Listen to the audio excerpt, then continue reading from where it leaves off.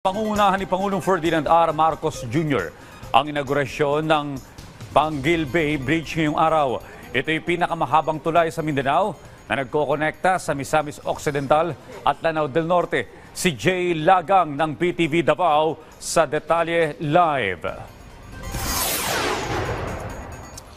Rise and shine na Audrey, inaabangan na nga ngayong umaga mismo ang magaganap na inaugurasyon sa itinuturing na longest sea crossing bridge dito sa Mindanao na pangungunahan mismo ni Presidente Ferdinand R. Marcos Jr.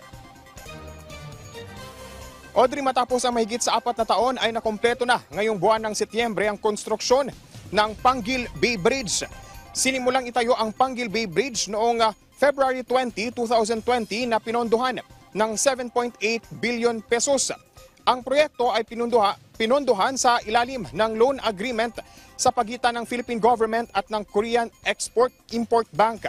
Dahil sa tulay, ang dating mahigit sa 2 oras na biyahe mula Tubod sa Lanao del Norte papuntang Tangub City sa Misamis Occidental ay magiging 7 minuto na lang.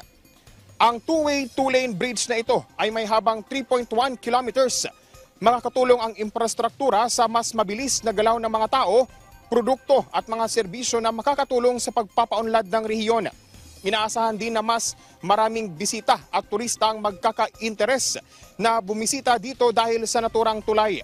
Kabilang ang Panguil Bay Bridge sa 198 High Impact Priority Infrastructure Flagship Projects o IFP sa ilalim ng Build Better More program ng Marcos Jr. Administration.